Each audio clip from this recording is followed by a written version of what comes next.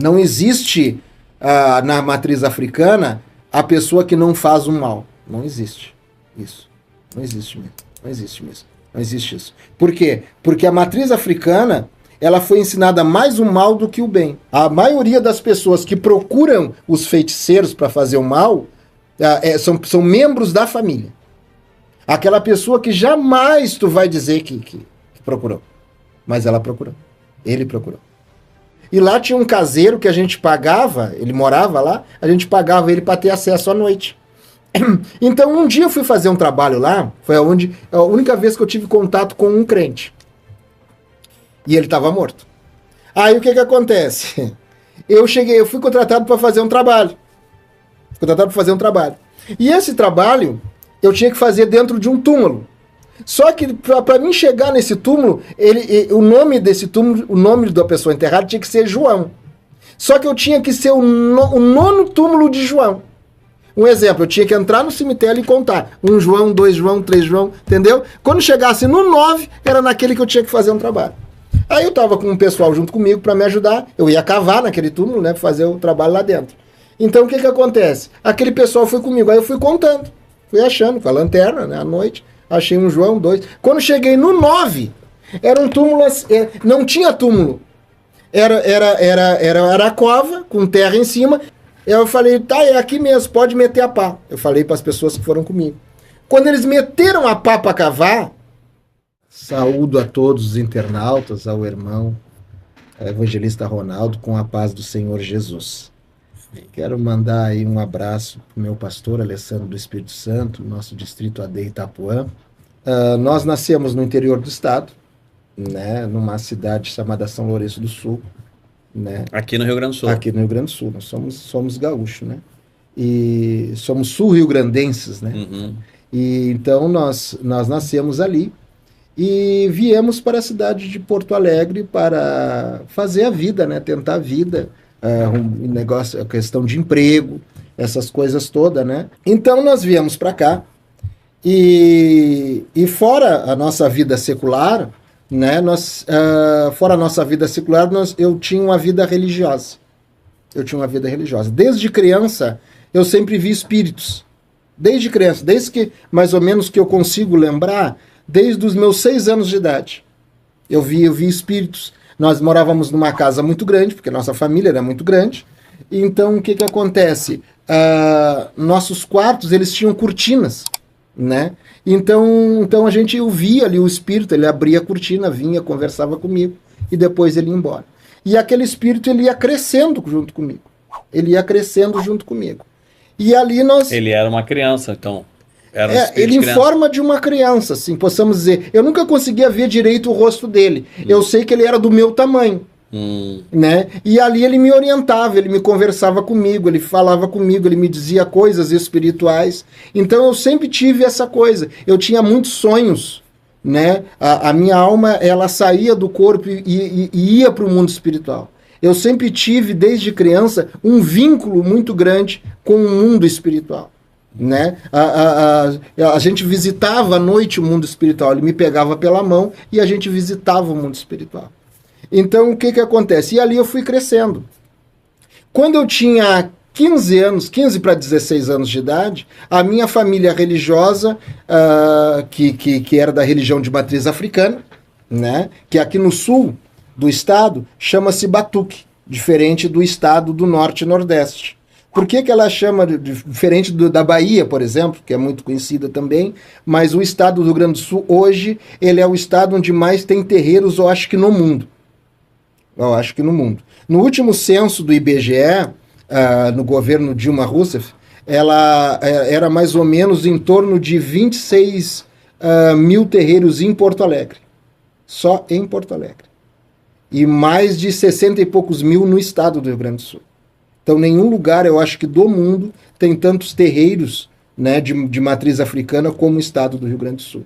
E nenhum estado ele foi tão entregue, né, aos guias. 26 mil em Porto Alegre e quantos mil no Rio Grande do Sul? 68 mil, pelo censo do IBGE. Só isso aí dá mais de 80? Aí o senhor soma. Digamos que em cada terreiro né? Que isso é o básico, assim, né?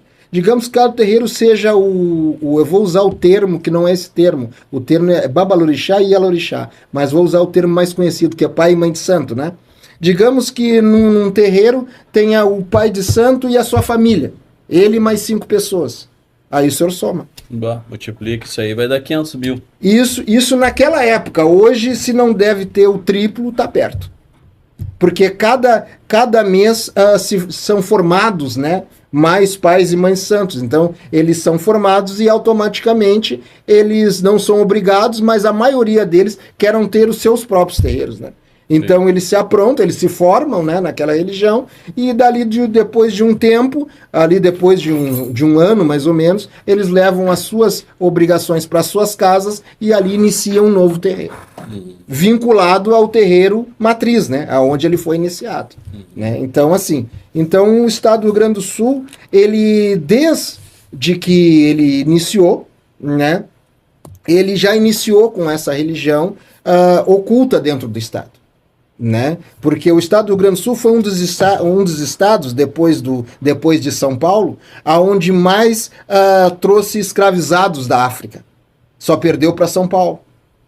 Né? O estado do Rio Grande do Sul, ele quase esvaziou a África. Né? Na época, trazendo escravizados para cá. Depois da descoberta do ouro, começaram a trazer muitos escravizados.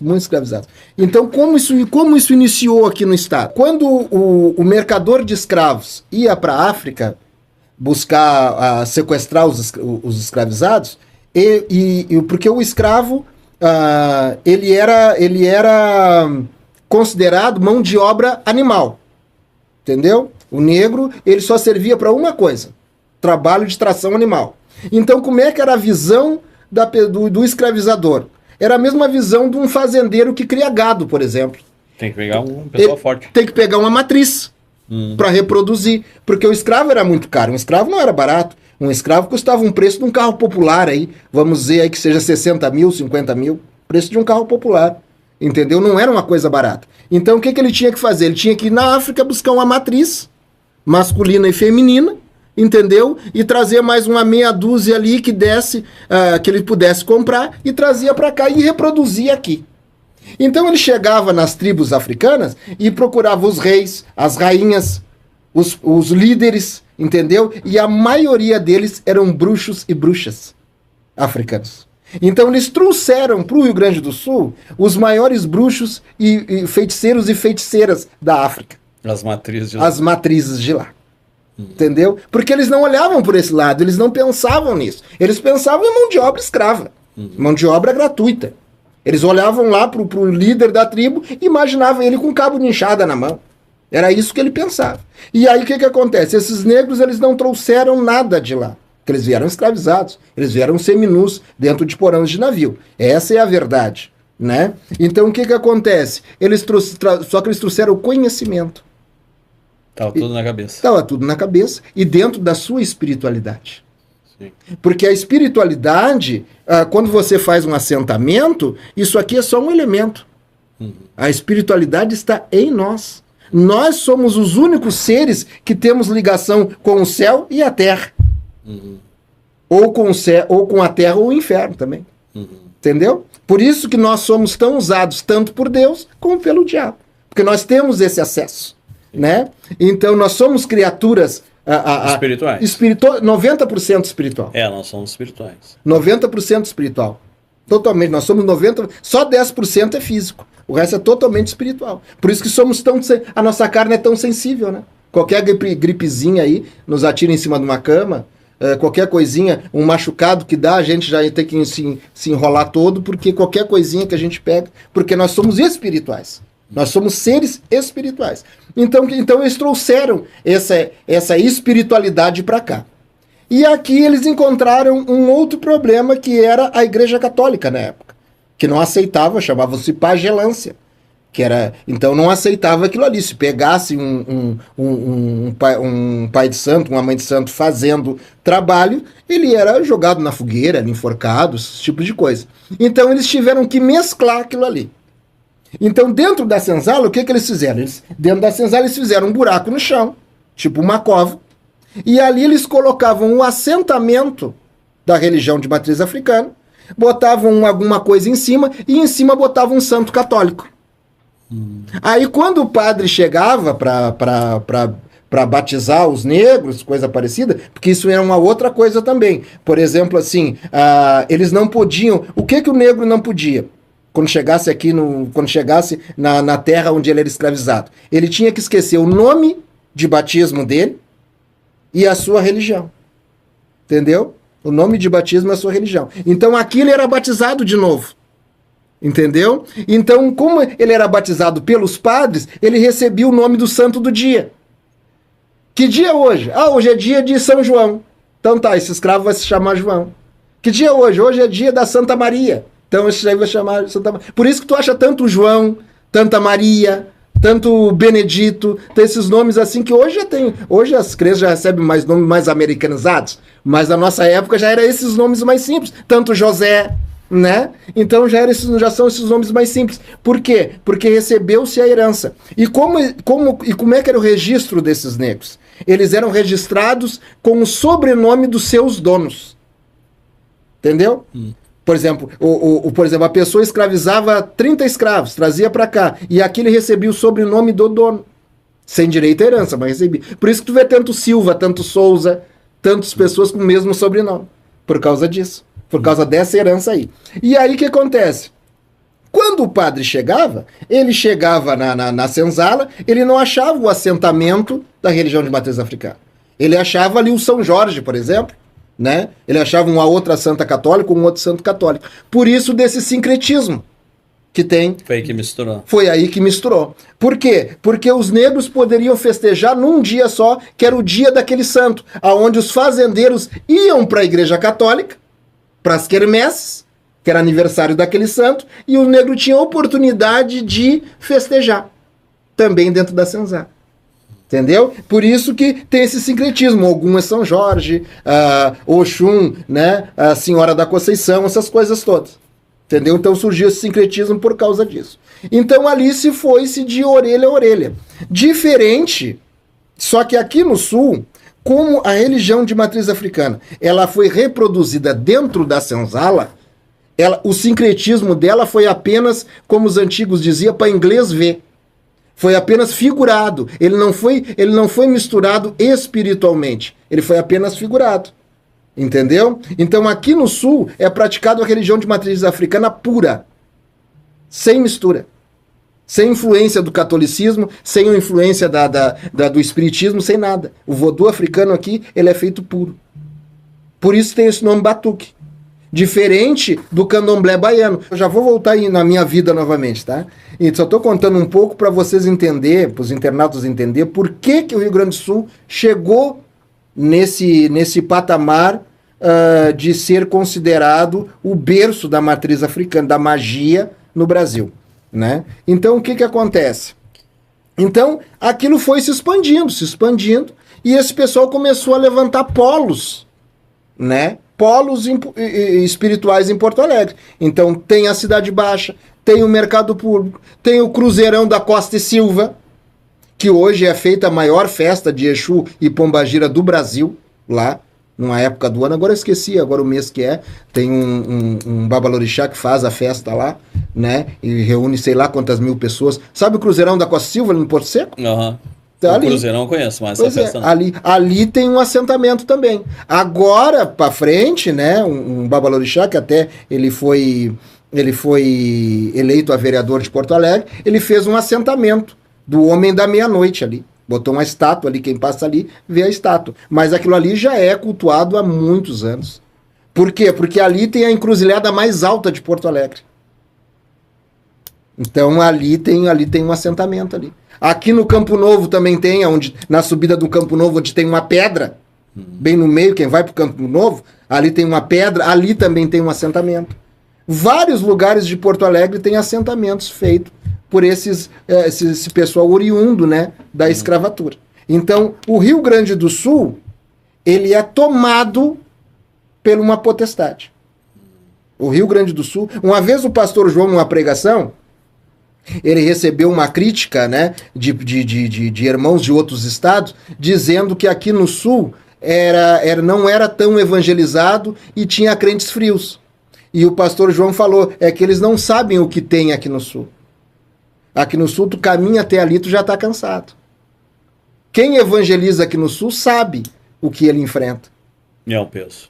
O peso aqui do sul, o peso que tem aqui no sul, não tem lugar nenhum do Brasil. Eu não conheço, mas acredito que, inclusive no mundo, tirando a África. Porque tudo que é coisa ruim veio do Egito Antigo. Tudo que, inclusive o carnaval. Nós vamos ver se dá tempo de nós falar um pouquinho. Tudo que é de ruim veio do Egito Antigo. Né? Tudo que é de ruim veio do Egito Antigo. O Egito Antigo cultuava mais de 2.000 demônios. Tinha os 10 principais, que eram os 10 do faraó. Por isso que Deus enviou 10 pragas para faraó, porque cada praga era para derrubar, cada praga era para derrubar cada potestade do faraó, que eram as 10 principais. Por isso 10 pragas, entendeu? Mas fora isso, eram 2.000 demônios, 2.000 deuses que eles cultuavam, demônios. Então tudo de ruim, né? O deus Baco, Bafomé, todo esse pessoal aí saiu do Egito Antigo. Tudo do Egito Antigo. Do Egito Antigo foi para a Grécia, para o Alexandre o Grande, e ali a coisa cresceu. Dali, então a África ela tem esse polo porque eles são oriundos da magia do Egito Antigo. Tanto que lá na África eles usam muito pouca oferenda, que nem a gente faz aqui no Brasil. Eles oram, eles rezam para o vento, eles rezam eles fazem os feitiços, é feito no rastro das pessoas, no vento, entendeu? Da casa das pessoas. São muita praga jogada, é muitas coisas assim, entendeu? É muita coisa... mais feitiço. Mais feitiço. Aqui no sul também é feito, mas não tanto como lá. Não tanto. Muito sacrifício humano também. Na África, né? Muito humano. Eu não sabia disso, eu nunca tinha ligado uma coisa. Então a África ela tem esse polo porque ela é oriunda, a feitiçaria é oriunda da feitiçaria do Egito Antigo. Por isso. E o carnaval veio de lá também? O carnaval veio de lá também. O carnaval era a festa, era a festa que era feita para esses 2.000 demônios que era cultuado no Egito Antigo. Que a Igreja Católica, ela tem muito ocultismo, né? Por exemplo, a Igreja Católica também cultua os mortos. Tanto que os bispos são enterrados dentro da igreja. Se tu for aqui na Igreja Matriz, tu vai ver os túmulos dos bispos ali. Tem. Entendeu? Tu vai ver, os bispos são enterrados ali dentro. Eu não sabia. Se tu for ali, é ali na Igreja Matriz, ali, né? Lá em cima, ali. Tu chega lá, tu vai ver bispo fulano de tal, ali tu vai os túmulos ali dos bispos. São enterrados ali. Então existe muito ocultismo. Mas vamos continuar na religião de matriz africana. Então, outra coisa que o Egito Antigo fazia, que poucas pessoas sabem, que eles criaram, a cerveja. A cerveja vem do Egito? Vem do Egito Antigo. Eu pensava que era da Alemanha. Não, muita gente acha, mas não é. Só que a cerveja no Egito Antigo, ela era usada para conservar a tumba dos faraós, dos mortos, e fazer o contato entre os vivos e os mortos. Aquele estado alfa. Isso. Agora uma curiosidade como minha. Se fosse uma oferenda. E também para conservar as múmias, né? Os faraós. Agora uma curiosidade minha. No culto, né? No culto ocultista, precisa sair fora da casinha, né? Como assim sair fora da casinha? O cara precisa tomar um negócio para ficar zen. Não. Quem toma não é tu. Não é tu. Quem toma são as entidades. Se tu toma é porque tu gosta de beber mesmo, mas não que... Então aquele negócio... Tu gosta de então quando eles já estão administrando, eles já estão ocupados já. Já. Mas eu vou chegar lá. Então o que acontece? É assim que funciona. Então no Rio Grande do Sul a coisa foi assim. Foi mais ou menos assim. É que é muito... Se eu vou falar aqui, nós vamos precisar de um podcast de uma tarde, né? Mas a princípio, o básico foi isso aí. Né? Esse pessoal veio oriundo da escravidão, do interior para a cidade de Porto Alegre, e aqui montaram as suas bases. E a religião foi ensinada, a religião de matriz africana, ela não tem nada escrito, registrado. Até porque os negros não tinham esse direito, né? De ser alfabetizado, né? Então é tudo na oralidade. Tudo na oralidade. Os antigos da minha família espiritual proibia tu chegar com um caderno para pegar uma receita, por exemplo. Era proibido. Tu tinha que aprender na oralidade. Totalmente na oralidade. Tipo um discipulado. Era um discipulado total. De anos. Para me tornar babalorixá, eu levei 21 anos aprendendo. Aprendendo e praticando. 21 anos. 21 anos. Eu comecei com 16 e aí tu soma. Aí depois de 21 anos eu ganhei a minha formatura. Como babalorixá. Entendeu? E eu sempre... Na tua família, quantos anos mesmo?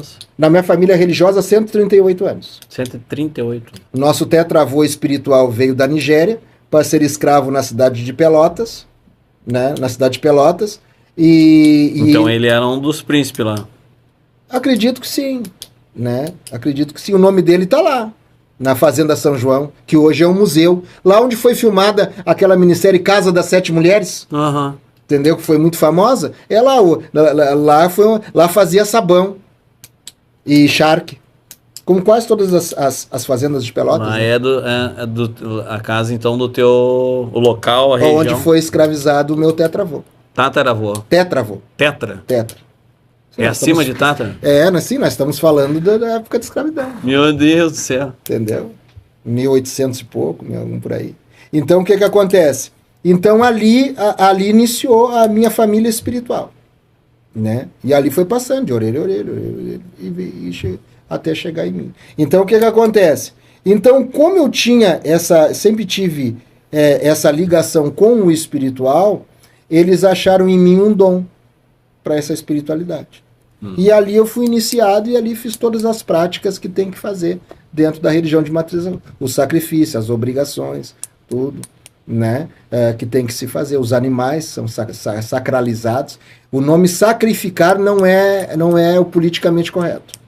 O politicamente correto é sacralizar. É o sacrifício ao sagrado. Esse é o politicamente correto. Entendeu? Então ali é feito. E ali é feito os rituais, né? São rituais muito sérios, são pactos, né, que se faz, né, com sangue diretamente. Literalmente tu é banhado com sangue, né, durante dias e dias.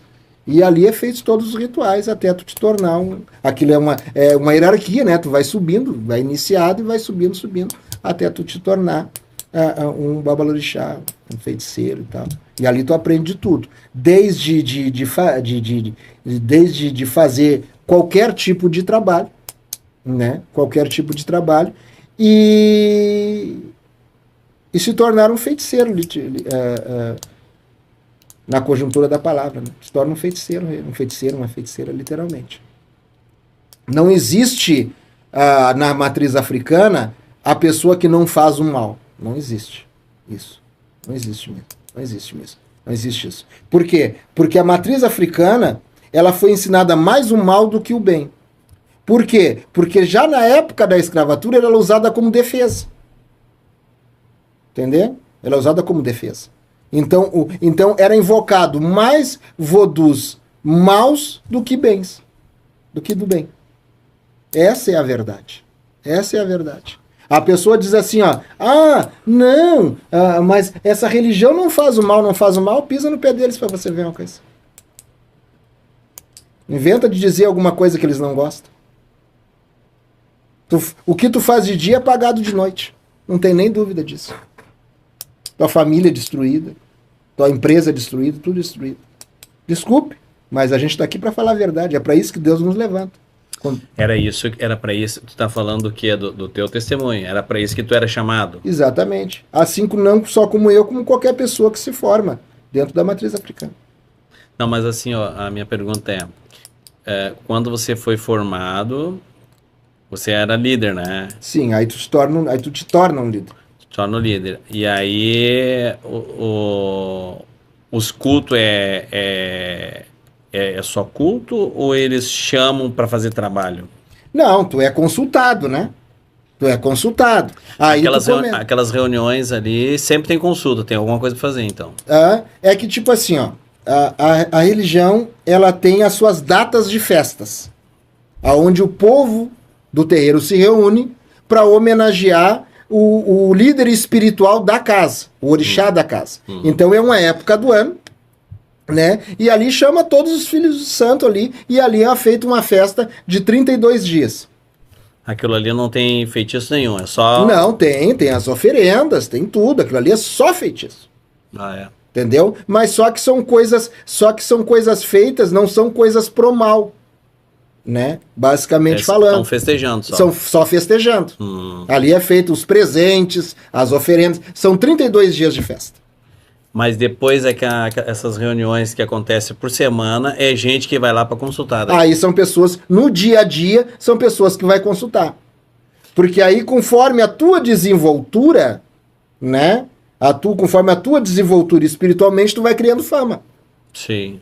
Aí Entendeu? as pessoas vão te procurar. Aí as pessoas vão te procurando. Claro que hoje, na minha época, por exemplo, eu pratico a matriz africana, praticava há 50 anos. Né? Então, mas hoje existe a internet. Né? Hoje tu acha gente aí, esse pessoal mais moderno, hoje existem os pais de santos tecnológicos, né? Entendeu? É outra coisa. Mas na minha época era de orelha a orelha. A tua fama crescia. Sim. Né? Então o que acontece? Então, quando tu faz... A fama que você diz é... O cara vai lá, faz um trabalho e dá certo e ele fica testemunhando. Fiz exatamente. Lá. Mandei matar e morreu. Exatamente. Mandei matar e morreu. Mandei destruir e aconteceu. E aí começa a te procurar. Entendeu? Começa a te procurar. Geralmente as procuras são mais para esse lado. Mais para esse lado. Destruição de lar, né? E para dinheiro também, a ganância, né? Sim. A ganância. Mas quando eu vou para dinheiro é assim, ó. Eu preciso, meu concorrente tá... Exatamente, só que a ganância, eu quero dinheiro, mas o meu concorrente tem que ser destruído. Eu quero dinheiro, mas aquele meu familiar tem que morrer porque eu não quero dividir a herança. É assim que funciona. Entendeu? É assim que funciona. Entendeu? Nós não tivemos um episódio agora há pouco tempo de uma mulher que envenenou a família toda? Esse é o tipo de pessoa que procura os terreiros. Entendeu? E assim, e uma coisa que eu vou revelar aqui. As maiores feitiçarias para o mal estão dentro das famílias. Dentro das famílias. Por causa da inveja. A maioria das pessoas que procuram os feiticeiros para fazer o mal são membros da família. Aquela pessoa que jamais tu vai dizer que procurou. Mas ela procurou. Ele procurou. Entendeu? É os que estão dentro dos terreiros. Estão dentro dos terreiros. São os clientes. Os conhecidos. Os antigos chamavam de fregueses, né? Hoje chamam de clientes. Entendeu? Então, antigamente eram fregueses. Eram os fregueses, né? Hoje são clientes. Então, os clientes, a maioria, são dentro da família. Por isso que tu vê tanta família destruída. Porque elas são destruídas pelos próprios familiares. Eles que trazem as fotos, eles que trazem as roupas, eles que trazem os elementos para poder fazer o voodoo, para poder fazer o feitiço, para destruir a família. E quando eles procuram um crente, não dá a zebra? Eu, particularmente, eu só tive contato com um crente só. E ele estava morto. Eu ia muito fazer trabalho, porque o que acontece? A minha área, porque também tem isso, tem pais de santos que tem áreas específicas de trabalho. Por exemplo, a minha mãe espiritual, a área dela era a área artística. Muitos famosos, cantores famosos procuravam. A minha área era a área da política. Atendia muito deputado. Várias vezes viajei a Brasília, na Câmara de Vereadores aqui, muito, trabalhar muito na área da política. E um dia eu fui contratado, então o meu ponto de trabalho pro mal, fora os assentamentos que tinha em casa, era o cemitério do Belém Velho. Sabe qual é o cemitério do Belém Velho? Cemitério do Belém Velho, no bairro Belém Velho, tem um cemitério muito antigo ali, na esquina tem até uma capela católica, tem uma figueira ali, tudo faz parte, tudo, ali tem um assentamento também. Porque assim, ó, tem um cemitério do Belém Velho, tu sobe a rua, tem uma encruzilhada ali, tem uma esquina ali, uma encruzilhada e tem uma figueira, e na esquina tem uma capela católica, no pé daquela figueira tem um assentamento. Ali. E tem aquele cemitério, que ele é bem acessível, então muitos pais de santos e mães de santos vão fazer trabalho lá. E eu era um deles. Eu chegava a dormir lá de um dia para o outro, passava 2 dias fazendo trabalho lá. E um dia eu fui fazer um trabalho lá, e lá tinha um caseiro que a gente pagava, ele morava lá, a gente pagava ele para ter acesso à noite. Então um dia eu fui fazer um trabalho lá, foi a única vez que eu tive contato com um crente. E ele estava morto. Aí o que acontece? eu fui contratado para fazer um trabalho. E esse trabalho eu tinha que fazer dentro de um túmulo. Só que para mim chegar nesse túmulo, o nome desse túmulo, o nome da pessoa enterrada tinha que ser João. Só que eu tinha que ser o nono túmulo de João. Um exemplo, eu tinha que entrar no cemitério e contar. 1 João, 2 João, 3 João, entendeu? Quando chegasse no 9, era naquele que eu tinha que fazer um trabalho. Aí eu tava com um pessoal junto comigo para me ajudar. Eu ia cavar naquele túmulo, né? Fazer o trabalho lá dentro. Então o que acontece? Aquele pessoal foi comigo. Aí eu fui contando. Fui achando com a lanterna, né? À noite. Achei 1 João, 2. Quando cheguei no 9, era um túmulo. Não tinha túmulo. Era a cova, com terra em cima, e ali tinha uma cruz de Malta. O senhor conhece a cruz de Malta? Uhum. Cruz de Malta é aquela cruz que tem tipo uma florzinha na ponta, né? Uhum. Quem era enterrado com aquele tipo de cruz eram pessoas importantes. Uhum. Ou era um coronel, ou era um fazendeiro. Por isso que a cruz era diferente. Uhum. Entendeu? Aquilo é uma cruz portuguesa, era uma cruz de Malta. Então, a pessoa tinha que ser muito importante para receber aquele símbolo ali. Um maçom... Eu achava que aquilo ali era maçonaria. Também. É. Por quê? Porque os maçons também são coronéis, são pessoas importantes. Por isso que é ligado à maçonaria. Entendeu? Devido a posição social que aquela pessoa tinha. Entendeu? Como maçom, os maçons têm muitas pessoas de grandes posições sociais, eles também usavam aquela cruz ali. Mas não, aquela cruz socialmente é de pessoas importantes. Aí ele estava escrito João e eu não me lembro agora o sobrenome. Porque já estava até meio apagadinho, era muito antigo, sabe? Era de ferro. Eu falei, tá, é aqui mesmo, pode meter a pá. Eu falei para as pessoas que foram comigo. Quando eles meteram a pá para cavar, irmão, evangelista Ronaldo, eu vi uma luz.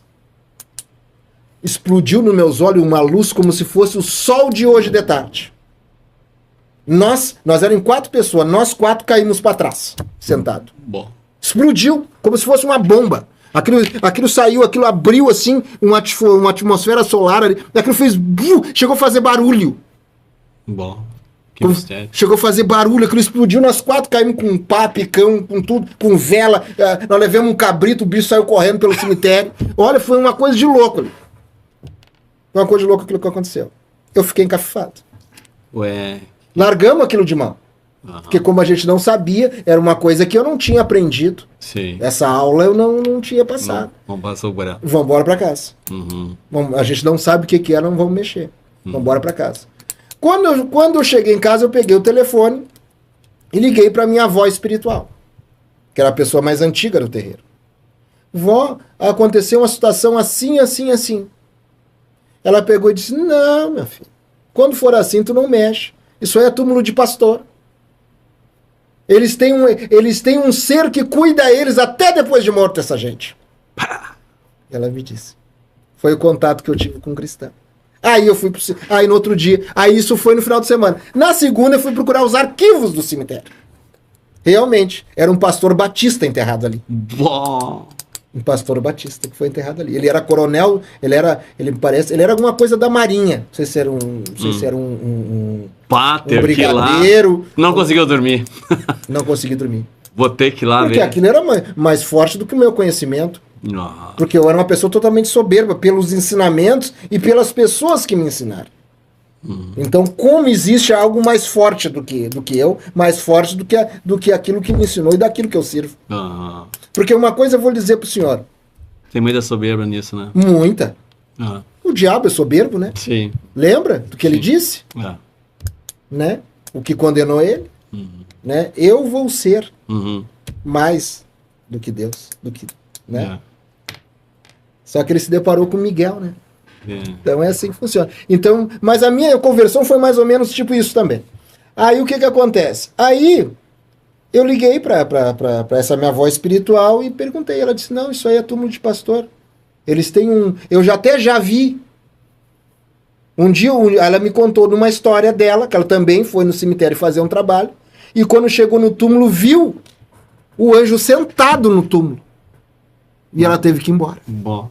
E aí ela fez a mesma pesquisa do que eu e descobriu que ali também tinha um pastor enterrado. Por isso que ela me ensinou. Quando isso acontecer, tu vira as costas e vai te embora. Deixa o trabalho para outro dia. Entendeu? Então, assim, ali foi o segmento. Ali eu segui atendendo essas pessoas, fazendo trabalho. Muita maldade. Muita maldade. Porque, assim, ó, uma coisa é fato. A pessoa que disser que a religião ela engana as pessoas é mentira. Isso é mentira. Ninguém é enganado dentro da religião. Porque a religião trabalha com oferendas. Então, para te saber a oferenda, tu tem que saber quem tu está servindo. Uhum. Entendeu? E a religião não pode te esconder quem tu está servindo. Sim. Entendeu? Então não existe isso de tu for ser enganado. Não existe isso. Religião serve os anjos caídos, sim. Por exemplo, eu era enganado porque eu não sabia. Porque eu ir para o inferno, para mim, era um privilégio. Sim, imagino. Para mim era um privilégio. Sim. Eles imaginam, né? Imaginam o inferno de uma forma... Exatamente. Não, mas sabe-se que existe. Que não tem nada a ver com a realidade, né? Nem todos. Aqueles que são ensinados raiz, sabe. Ele sabe. Sabe porque existem rituais que os demônios, em forma de ancestrais que vêm, contam como é que eles estão lá. E não é nada bom. Existe um ritual chamado Eressum, que é o ritual aos mortos, né? Ou missa, chama, né? Ritual aos mortos. Então esse ritual, ele é um ritual apenas para os mortos, entendeu? E nesse ritual vem o que eles acham que é o espírito dos antepassados contar aonde eles estão e como eles estão. E não é nada bom. Mas é tudo mentira, não é? Porque a gente sabe que Paulo disse que o homem morre uma só vez e depois disso vem o juízo. Né? Depois que tu morre, tu é julgado e vai esperar o arrebatamento, aonde os mortos ressuscitarão primeiro, aqueles que são salvos. Então não existe isso. Não existe. Mas a pessoa acha que é aquilo ali. Porque assim, ó, hoje, por que a religião de matriz ela é assim? Por quê? Porque se fala muito, né, em ancestralidade. Não, essa religião não faz o mal, ela apenas cultua a ancestralidade. Tu saber a tua árvore genealógica é uma coisa. Tu saber de onde veio teus avós, teus bisavós, isso é uma coisa. Agora, tu cultuar a religião deles é outra totalmente diferente. Porque o que é a palavra cultura? Cultura é o culto a alguma coisa, ou culto a alguém. Isso quer dizer cultura. Cultura não tem nada a ver com vestuário, coisa... Não, cultura é o culto a alguém, ou culto a alguma coisa. Então, por isso que nós cristãos, nós temos que cuidar, quando nós mesclamos alguma cultura, a origem daquela cultura. Sim, mistura, né? A mistura. Porque o problema não é o que ela faz, o problema é onde ela começou. Então, o que acontece? Então, uma das coisas assim que eu fico impressionado, e eu acho que isso... eu acho que isso também foi uma falha, né, de nós cristãos, for não ter tentado converter esse pessoal de matriz africana aqui no Sul lá atrás. Pois é, como é que foi a tua conversão? A minha conversão? Porque pelo que eu vejo já de você, quantos anos você tem de fé? Faz 3 anos que eu me batizei. Mas é um menino ainda. Cheio de fé. Um menino... Nunca fiquei em cima do muro, nunca negociei princípios. Porque eu vejo assim, ó, do pentecostal até os ossos. Do que foi assim o teu passado, eu imagino que tem que ter sido uma conversão. Eu vi o quarto homem da fornalha. Eu vi o quarto homem da fornalha. Como é que foi? Conta pra nós. Assim, ó, o que acontece?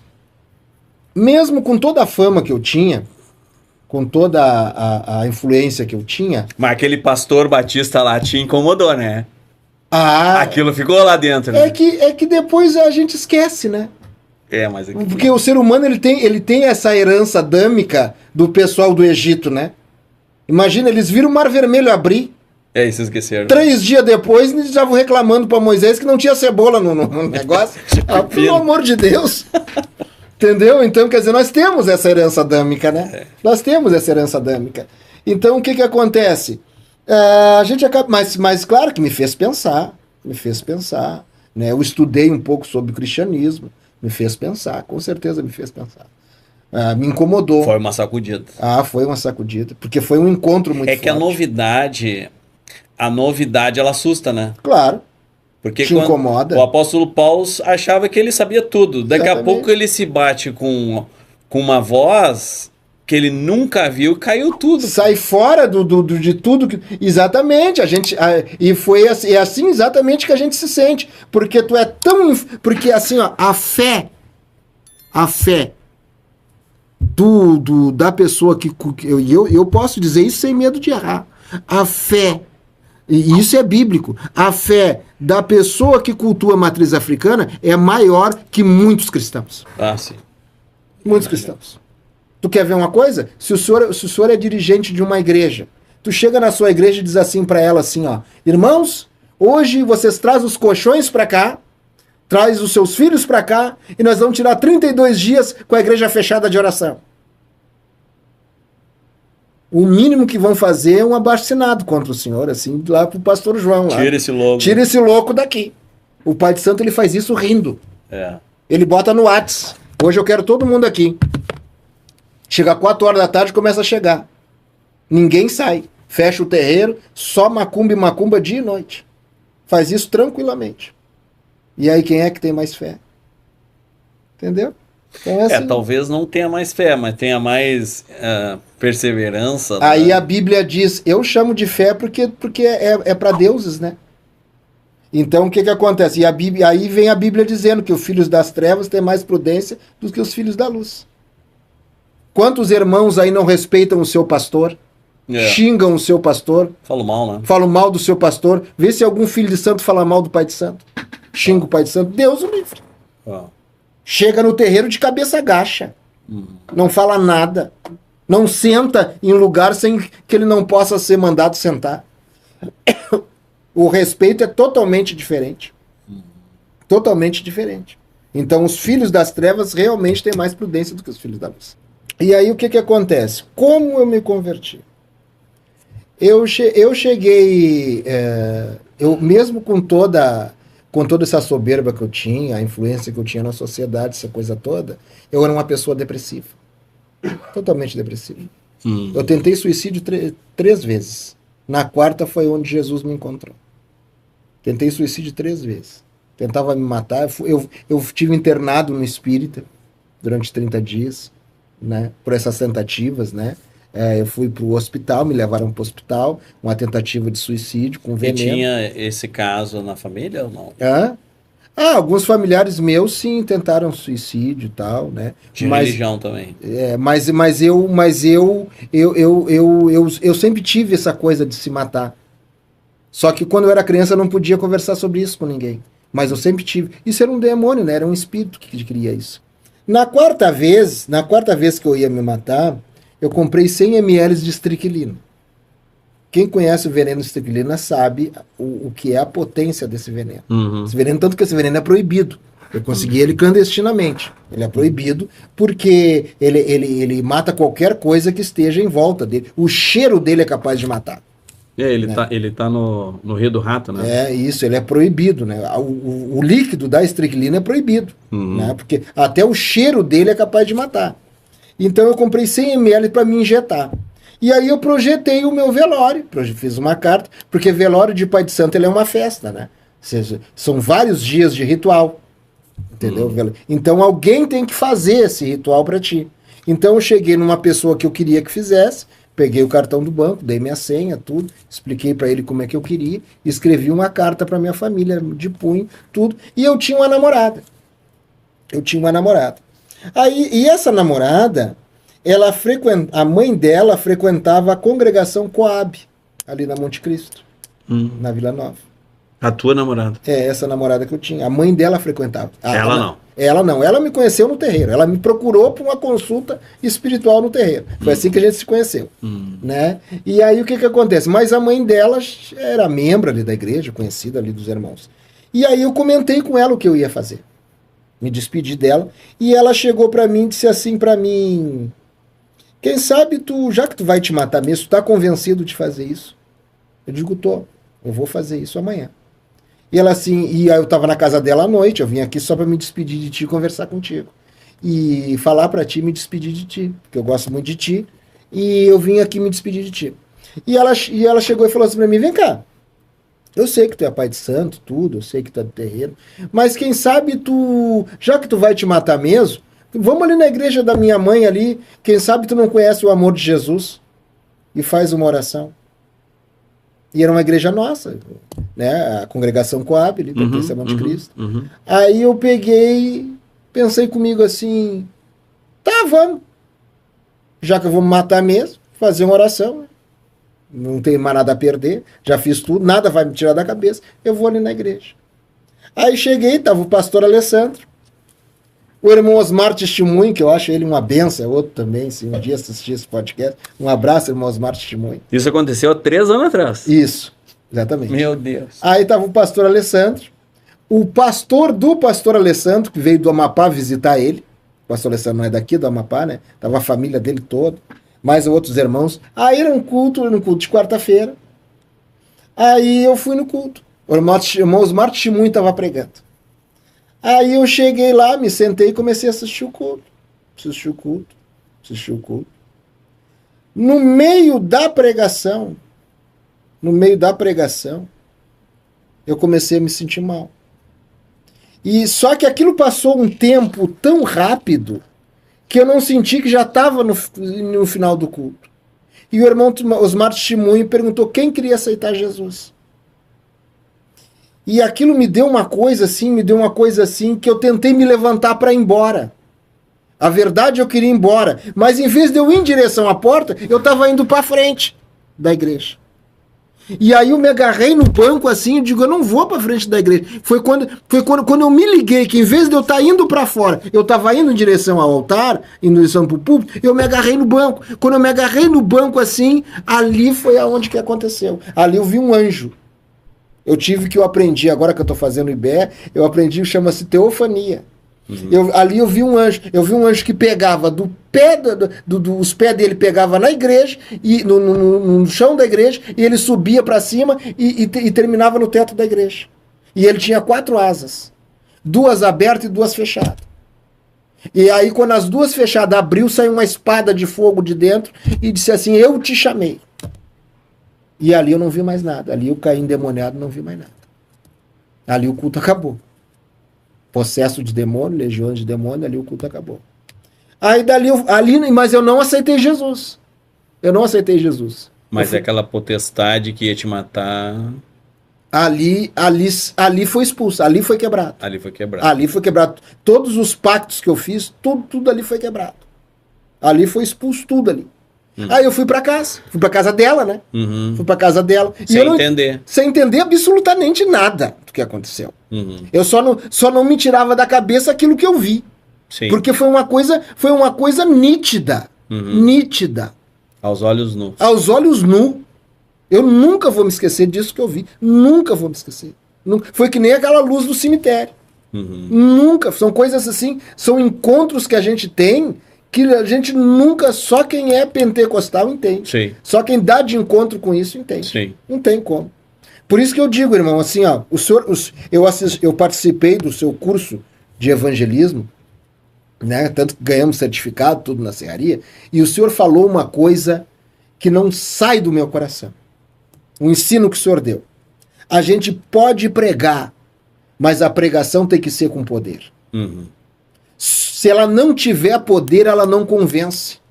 O senhor acha que uma pessoa como eu, como eu era, ia ser convencido por uma almofadinha de óculos filosofando Bíblia? Não. Com palavras persuasivas de filosofia humana? Jamais. Jamais. É importante o estudo da palavra, com certeza. Sim. A gente erra por não examinar as escrituras. Sim. É extremamente importante. Agora a palavra que cura, a palavra que liberta, aquela palavra, ela tem que curar. Aquela palavra, ela tem que libertar de demônios. Aquela palavra, ela tem que fazer câncer desaparecer. Aquela palavra, ela tem que fazer a cocaína desaparecer. Essa é a palavra que tem que ser pregada. Não apenas com sabedoria. Senão pessoas como eu não se convertem. Não se converte. Não se converte. Entendeu? Por isso que a palavra ela tem que ser pregada, mas ela tem que ser pregada debaixo do fogo, debaixo do poder de Jesus. Não apenas com sabedoria, não apenas com conhecimento. Sim. Conhecimento é bom para a pessoa que já é cristão, se aprofundar mais, ficar mais inteligente dentro da palavra, se formar. Agora, para o mundo, Poder. o mundo só respeita o poder de Deus. O evangelho é o poder.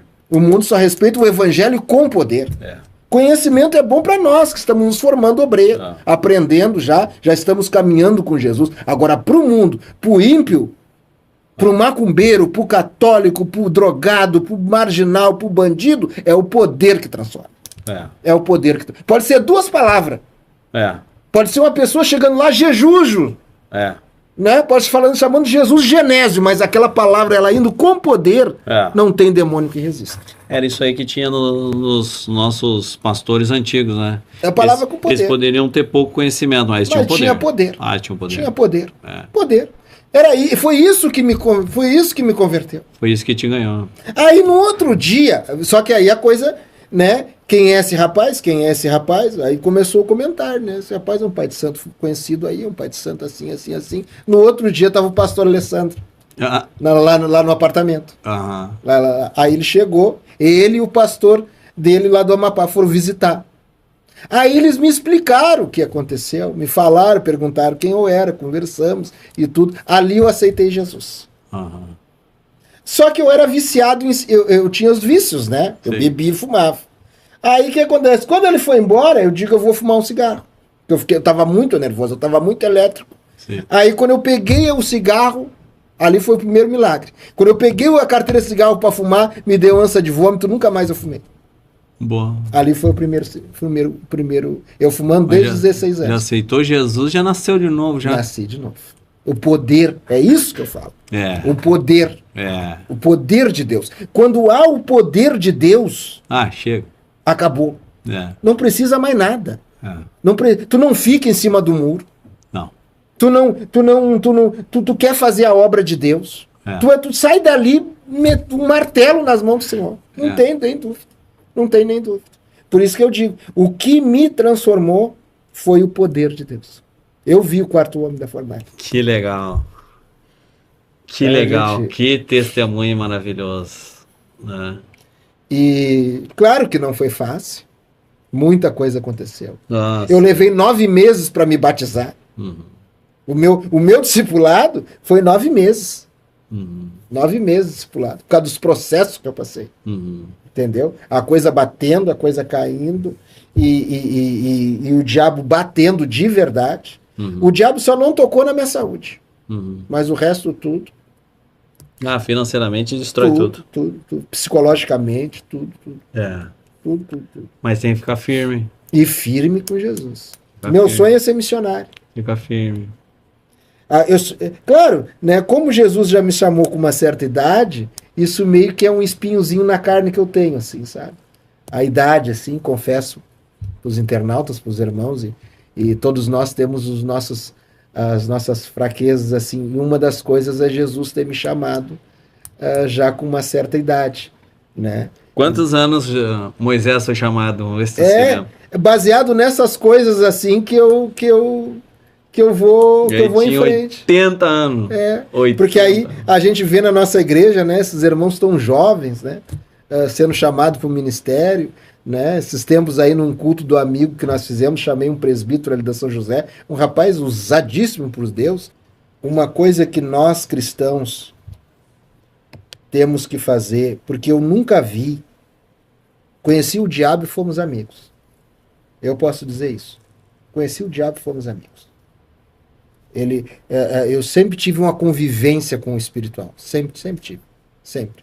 Sabe? Então, o que acontece? Sempre vi o espiritual, sempre tive. E eu nunca vi a manifestação demoníaca na Terra como eu estou vendo nos dias de hoje. Eu nunca vi. Eu nunca vi o diabo tão ao vivo na Terra como nos dias de hoje. Ele praticamente saiu do armário, né? Saiu do armário. Saiu do armário em tudo. Em tudo. Em tudo. Na política, nas redes sociais. Assim, ó, a igreja, nós cristãos, nós temos que decidir o que nós vamos fazer. Porque a Bíblia diz que nós fomos chamados para uma guerra, não é isso? Então nós cristãos nós temos que decidir o que fazer. Yeah. Ou nós guardamos o evangelho para nós e esperamos, né, Que é a trombeta tocar, que é pecado. ou nós vamos para cima. Como para cima? Através de jejum e oração. Porque o diabo ele é espírito. O diabo ele é espírito. E ele só respeita uma coisa. O diabo só respeita uma coisa. Crente cheio do Espírito Santo. Ele só respeita isso. Mais nada. Mais nada. Isso aí eu escrevi no meu trabalho. Ele só respeita isso. Ele só respeita crente cheio do Espírito Santo. Cheio do Espírito Santo. Mais nada. Tu pode ter a posição social que tiver. Tu pode ter os anos de crente que tu quiser. Tu pode ter parido no altar. Porque nós estamos lidando com um ser que tirou o homem do paraíso. Sim. Nós estamos lidando com um ser que fez Abraão pecar. Nós estamos lidando com um ser que derrubou Davi. Nós estamos lidando com um ser que fez Salomão, o homem considerado mais sábio na Bíblia, se ajoelhar perante os ídolos pagãos das suas concubinas. Esse é o cara que nós estamos enfrentando. Bobo não era. Não, totalmente não. Se tu não for com Jesus, já era. Entendeu? Então, a igreja hoje, nós que somos do evangelismo, a igreja hoje, ela tem que decidir o que ela quer. Porque hoje, quem se batiza? Filho de crente, neto de crente, parente de crente. Esse é o povo que se batiza. E criança, né? E criança. Bem adolescentezinho. Exatamente. Se tu já pega ali... O ímpio... De 20 pra cima já tá difícil. Tu não vê ímpio se batizar. Tu não vê.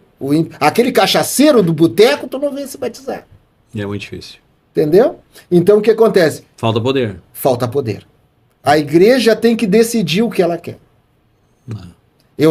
Eu fui no culto de Santa Ceia, nosso distrito foi escalado para sede, e eu gosto muito de ver o pastor João pregar. Eu adoro o pastor João pregar. Aquela pregação simples, assim, o jeito dele pregar, eu adoro ver ele pregar. E aí eu estava escutando ele pregar, o Espírito Santo e eu estava olhando a igreja, né? Era culto de Santa Ceia, nosso distrito estava escalado, e eu estava na porta ajudando, eu e a minha esposa. Pai, vocês foram de bastante, eu nunca vi Itapuã. E foi de última hora. Nosso pastor, assim, ó, foi exímio em orquestrar aquilo ali. Porque ele falou para nós que ele foi avisado mais ou menos em cima da hora, e porque o nosso distrito aluga ônibus para ir. Com antecedência, avisa os irmãos, aí aluga o ônibus, aquela coisa toda para fazer a excursão. Tudo tranquilo. Só que ele foi avisado meio em cima do laço. E aí o pastor Alessandro começou a ligar. Quem é que tem carro, um dá carona pro outro. E aquilo ali foi decidido no final de semana. Ali tinha o retiro ali que foi decidido o negócio. Encheram o fundo da igreja. Pra nossa igreja tá lá. Foi decidido assim. O irmão que me levou me buscou no trabalho, eu tava trabalhando. Aí foi o irmão, mais um diácono da igreja, foram me buscar no trabalho. Eles passaram lá no meu serviço, eu sou vigilante, eu tirei a fara da firma, botei o terno e fui. Junto com minha esposa, minha esposa veio junto com eles, e ali foi assim. Pastor Alessandro foi exímio nisso aí. Né? Foi muito bom. E ali eu tava vendo a igreja, e o pastor João pregando, e eu admirando muito a pregação que ele fez, e aí o Espírito Santo falando comigo.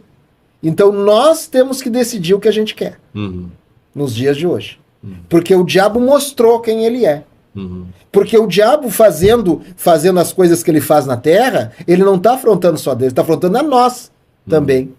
Quando o diabo bota um carro alegórico na avenida, mostrando Deus caos, que nem fez esse ano, ele está dizendo, olha aqui, seus crentes, o que eu sou capaz de fazer. Quando o diabo pega, entendeu, separa famílias de cristãos dentro da nossa igreja, que o maior índice de divórcio é dentro dos cristãos, ele está dizendo, olha aqui o que eu sou capaz de fazer. Quando ele pega uma irmã do círculo de oração, que nem aconteceu no Norte e Nordeste, a irmã pega a corda, leva para dentro da igreja e se enforca dentro da igreja, você já ouviu falar disso? Da irmã do círculo de oração, líder do círculo de oração, da nossa igreja. No Nordeste, ela pegou a corda, levou para... Ela tinha a chave da igreja, que era a líder de subgeração, ela pegou a corda e se enforcou dentro da igreja. Quando os irmãos chegaram, ela estava enforcada dentro da igreja. O diabo está dizendo, olha o que eu sou capaz de fazer. Entendeu? Esse ano, nesse carnaval, e aí falando um pouquinho sobre isso, veio uma ordem do inferno para todas as escolas de samba homenagear o diabo. Isso foi uma ordem do inferno que veio. Todas as escolas, as principais escolas do Brasil, homenagearam o diabo. Todas. Todas elas. No Rio de Janeiro, são 10 escolas principais, que é o maior carnaval do mundo, né? No Rio de Janeiro. No Rio de Janeiro, são 10 escolas principais. 9 homenagearam o diabo. Só uma que homenageou o cantor Milton Nascimento. Um cantor secular muito conhecido. Entendeu? O resto, todas homenagearam o diabo. A comissão de frente era Exus e Pombagiras. O inferno, teve uma que fez o Deus Caos, um Deus que eu nem tinha estudado sobre ele. Um Deus do Egito Antigo, entendeu? Que causava caos sobre a terra. O carnaval veio do Egito Antigo, certo? E ali ele foi se espalhando. Foi se espalhando, até que ele chegou na Europa. Como ele chegou, vou resumir aqui, tá? Como ele chegou no Brasil? Através dos europeus. O carnaval não era coisa de pobre, coisa de negão, que nem o pessoal fala. Não era uma cultura popular, que nem é falado agora. Não, carnaval era coisa de rico. O carnaval era feito nos bailes de máscaras, nos castelos, nos grandes casas, nos antigos bailes de máscaras. Era ali que era feito o carnaval. Por que eles usavam máscaras? Porque como eles faziam orgias dentro daqueles castelos, para ninguém se reconhecer. Porque como ninguém era de ninguém, e eles estavam mascarados, no outro dia ninguém sabia, como diz a gurizada hoje, ninguém sabia quem pegou quem. Compreendeu? Era assim que começou o carnaval. A mais, como aqui no Brasil, isso os europeus que trouxeram isso para o Brasil. Entendeu? Esse tipo de festa.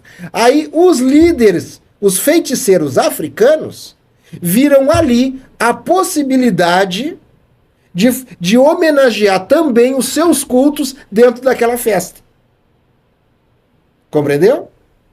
E ali o que eles fizeram? Eles se reuniram, entendeu? Se reuniram e consultaram os orixás, consultaram os demônios, para saber como eles iriam montar o carnaval no Brasil. Como eles iam fazer. E o diabo ensinou. Como é que é feito o carnaval? Tem a avenida, certo? Tem a avenida. Então, essa avenida é feita avenida assim, que nem tem aqui no Porto Seco. Tem a avenida.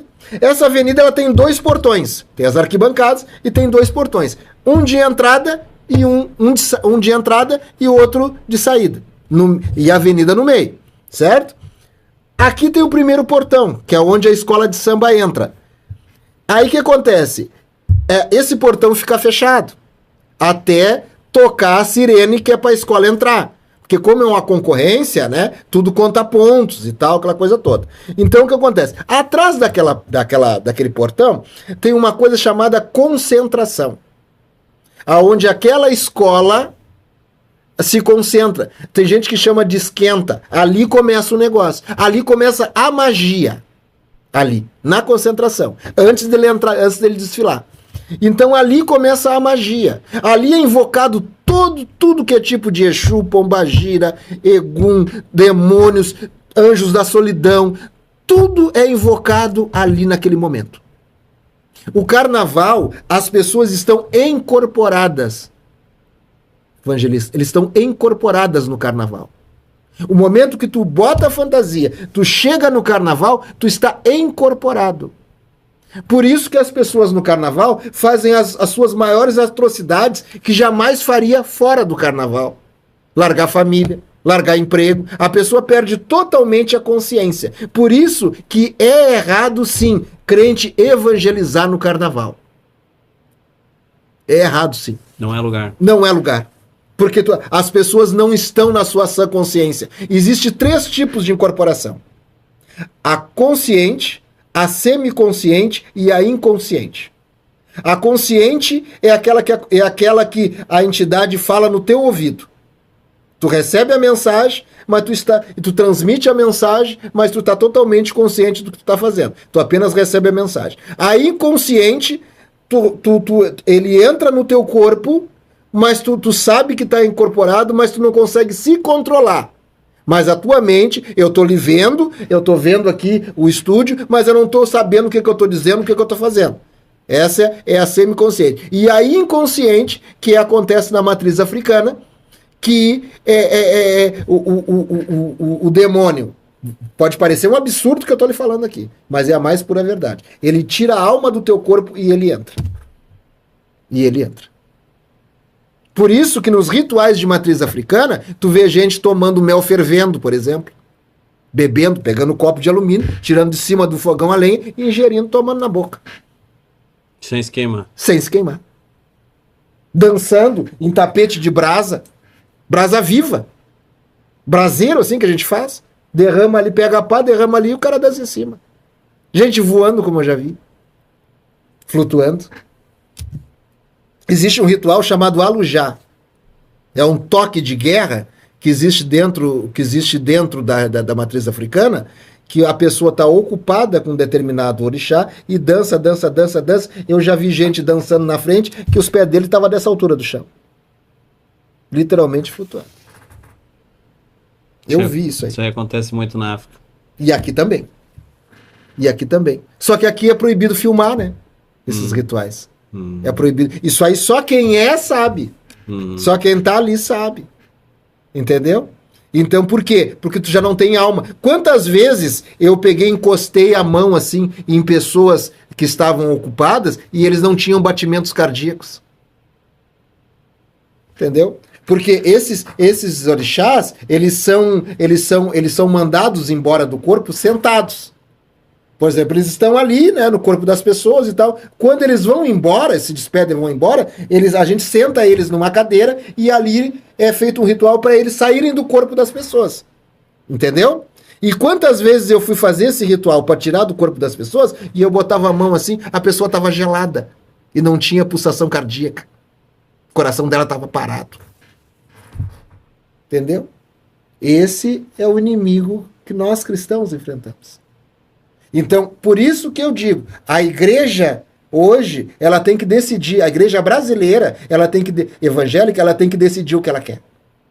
Ou ela guarda para si a salvação, ela guarda aquilo que ela ganhou de Deus e fica quietinha no cantinho dela, orando, jejuando e indo no seu culto rotineiro de domingo, ou ela cai para dentro. Senão nós não vamos conseguir vencer o inimigo. Mesmo a Bíblia dizendo que somos mais do que vencedores, mesmo a Bíblia dizendo que operando Deus quem impedirá, nós não vamos vencer o inimigo. Por o simples fato de nós não tomarmos uma posição. Aí, nós cristãos temos que tomar um posicionamento espiritual perante o inimigo. Isso é uma posição, é uma resposta a Deus, né? Exatamente. Porque Deus faz o convite, ele diz ide, né? Exatamente. E nós temos que responder. Exatamente. Né? Ou nós cremos e obedecemos e vamos, né? E vamos. Porque assim como eles receberam uma ordem do inferno para fazer esse tipo de carnaval agora, nós também temos uma ordem que foi feita há 2000 anos atrás por Cristo. Ide por todo mundo pregar o evangelho. Então nós também, porque o mundo seguiu a ordem do diabo, à risca, tanto que o carnaval no Rio de Janeiro, sempre, a vida inteira, foi 2 dias, esse ano foi 3. Tá crescendo, né? Tá crescendo, esse ano foi 3. Sabe o que o diabo tá dizendo para nós? Olha o que eu sou capaz de fazer. Tá dominando, né? Olha o que eu sou capaz de fazer. Entendeu? Então, ou nós, isso eu não tenho medo de falar isso, ou nós temos que decidir, nos conscientizar daquilo que nós somos, parar de relativizar o pecado, parar de ser um crente domingueiro, parar de chegar na igreja e ficar olhando sem dar um glória a Deus. Eu estou esperando sentir o quê, cidadão? Sentir o quê? A fé não é sentimento. Se nós somos adoradores, é nós que temos que adorar. Agora é Deus que tem que adorar nós. Tem que tocar no Tem que tocar no cidadão, pro cidadão. Então é Deus que tem que te adorar. Tem que te estender um tapete vermelho. Por amor de Deus, cidadão. Não faz assim. Entendeu? Como diz aquele rapaz da internet que eu acho engraçado. Que é isso, varão? Não faz assim. Entendeu? Então não faz isso. Entendeu? Ou nós nos posicionamos. Porque assim, eu não quero alimentar a alma dos saudosistas, né? Dos irmãos saudosistas que se ficam lembrando dos tempos passados, mas nós precisamos daqueles crentes de antigamente. Nós precisamos. Nós precisamos deles, mas nós não precisamos nos tornar como eles. Sim. Sem ter tempo de jejuar, sem ter tempo de orar, sem ter tempo de buscar, ir para a igreja, parar de ir para a igreja e achar que está vendo em um cinema. Ah, quem é que vai pregar hoje? Ah, então eu já sei quem é que ele vai pregar. Eu já vi irmãos chegar na igreja e deixar o carro ligado, cara. Tá brincando? Porque a gente que está envolvido com os irmãos, a gente vê coisa. Eu vou deixar o carro ligado, cara. Entendeu? Já vi. Dependendo do camarada, ele... vai embora. Entendeu? Então o que acontece? Que é isso. É. Então nós temos que decidir o que a gente quer. A igreja tem que se posicionar. Ou nós nos tornamos uns guerreiros de Cristo na terra, porque é para isso que nós temos chamado, ou o diabo vai debochar da nossa cara. Vai debochar da nossa cara bonito. Bonito. Pode falar o que falar. Porque assim nós temos que parar de ser hipócrita, irmão Ronaldo, evangelista Ronaldo. Temos que parar de ser hipócrita. De achar que não é bem assim, porque a Bíblia, achar argumentos bíblicos não é. A realidade, a teoria não condiz com a prática. A teoria não condiz com a prática.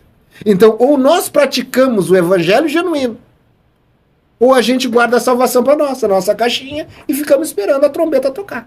Um dia eu estava evangelizando num lugar lá chamado Cantagalo. Sol quente que nem hoje. Eu e um jovem da igreja. Nós ali, caminhando a pezito, na poeira, entrega a folheta aqui. Eu estava numa casa, eu vi uma mulher passar por mim, umas 3 horas da tarde. Um calorão. A mulher passou por mim e ela ficou para lá e para cá na rua. E eu estou evangelizando uma senhora que me deu assunto numa casa. Eu estou conversando, mas eu vi ela passar, porque a casa era de esquina. Então a mulher entrava na rua e saía da rua.